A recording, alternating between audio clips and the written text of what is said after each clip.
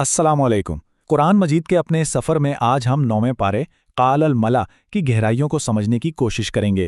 ये पारा सूरतुल अराफ की तालीमात को आगे बढ़ाता है और हमें सूरतुल अनफ़ाल से भी मुतारिफ़ करवाता है, जिसमें तारीख़ बदल देने वाले वाक़यात और ईमान को मजबूत करने वाली नसीहतें हैं।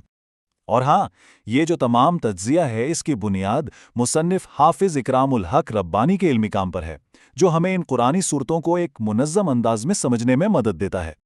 तो आइए एक नज़र डालते हैं कि आज हम क्या क्या समझने वाले हैं। सबसे पहले हम 9वें पारे के मरकज़ी मौज़ूआत पर बात करेंगे, फिर हज़रत शुएब अलैहिस्सलाम की कौम के किस्से से दयानतदारी का सबक सीखेंगे। इसके बाद हज़रत मूसा अलैहिस्सलाम और फ़िरौन के दरमियान वो तारीख़ी मुकाबला, फिर इंसान और उसके रब के दरमियान एक अज़ली अहद यानी अहद अलस पर बात होगी, और आखिर में ग़ज़वा बदर के अमली असबाक का जायज़ा लेंगे। इस पारे में हमें तारीख़ का एक आईना दिखाया जाता है।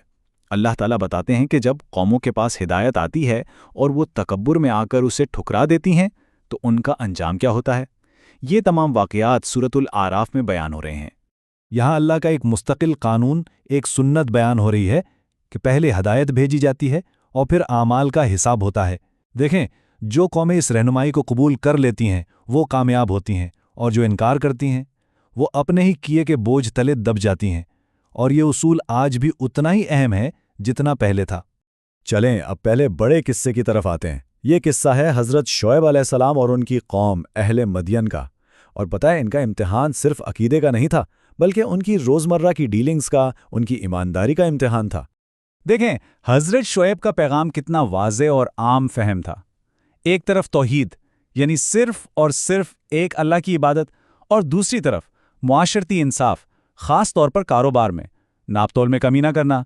सोचिए ज़रा, दीन और दुनिया, रूहानियत और अखलाकियात हमेशा साथ साथ चलती हैं, एक के बगैर दूसरी अधूरी है। और जैसा कि हमेशा होता है, जब भी हक की आवाज़ बुलंद होती है ना, तो मुआशरा दो हिस्सों में बढ़ जाता है। एक छोटी सी जमात जो सच्चाई को मान लेती है, और एक अक्सरियत जो अपने मफादात और घमंड की वजह से उसे रद्द कर देती है। अहले मदियन के साथ भी बिल्कुल यही हुआ। और अब हम कुरान की सबसे बड़ी और आप कह सकते हैं अजीमुल शान दास्तानों में से एक की तरफ आ रहे हैं। ये सिर्फ दो लोगों की टक्कर नहीं थी, ये दो नज़रियात की जंग थी। हज़रत मूसा अलैहिस्सलाम का पैगाम तौहीद और फ़िरौन का खुदाई का दावा। यहाँ जो मुवाज़ना है ना, वो सिर्फ दो अफराद का नहीं, बल्कि दो निज़ामों का है।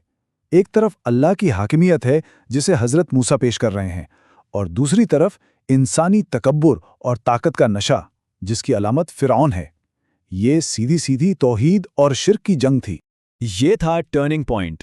ज़रा तसव्वुर कीजिए, फ़िरौन जिन जादूगरों को अपनी ताकत की नुमाइश के लिए लाया था वो अपने फ़न के माहिर थे, लेकिन जैसे ही उन्होंने हज़रत मूसा का मौजिज़ा देखा वो फ़ौरन समझ गए कि ये इंसानी हाथ की सफाई नहीं, ये तो अल्लाह की कुदरत है। और फिर उन्होंने फ़िरौन की धमकियों की कोई परवाह नहीं की और सीधा सजदे में गिर गए। जब फ़िरौन और इसके सरदारों ने हर दलील, हर मौजज़े को झुठला दिया, तो फिर अल्लाह ने इन पर एक के बाद एक अज़ाबात भेजे। ये कोई आम मुसीबतें नहीं थीं, ये वाज़े निशानियां थीं। मगर अफसोस, जब भी अज़ाब थोड़ा हटता, इनकी सरकशी और बढ़ जाती थी। हमारे लिए इसमें बहुत बड़ा सबक है। और यहाँ सबसे अहम सबक मिलता है। फ़िरौन ईमान लाया, लेकिन कब? जब पानी सर से गुजर चुका था, जब मौत सामने थी। अल्लाह के यहाँ वो ईमान कबूल होता है जो अपने इख्तियार से, अपनी मर्जी से लाया जाए। जब मजबूरी आ जाए, अमल की मोहलत ख़त्म हो जाए, तो फिर तौबा का दरवाज़ा भी बंद हो जाता है।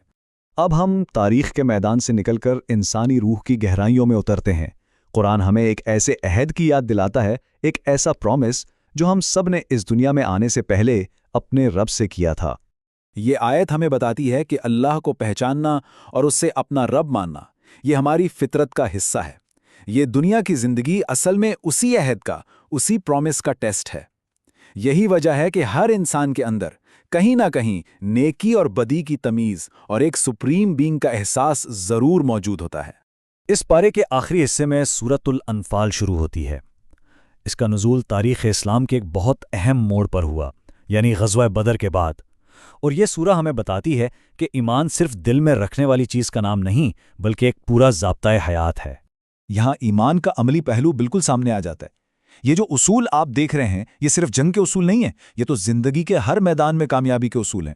असल ताकत गिनती या हथियारों में नहीं होती, اصل طاقت تو اللہ پر توکل، مکمل اطاعت اور ثابت قدمی میں ہے۔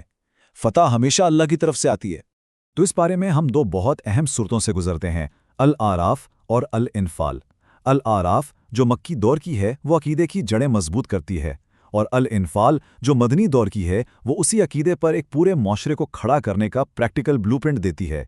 تو آخر میں یہ سوال ہمارے لیے ہے، چاہے وہ حضرت شعیب کی قوم کی تجارتی بددیانتی ہو یا فرعون کا سیاسی گھمنڈ، ان قصوں میں آج ہمارے لیے کیا پیغام چھپا ہے؟ اور وہ عہد جو ہماری روح نے اپنے رب سے کیا تھا وہ آج ہماری روزمرہ کی زندگی میں کیسے نظر آنا چاہیے؟ انہی سوالوں پر غور کرنا اصل میں ان واقعات کو سمجھنے کا مقصد ہے۔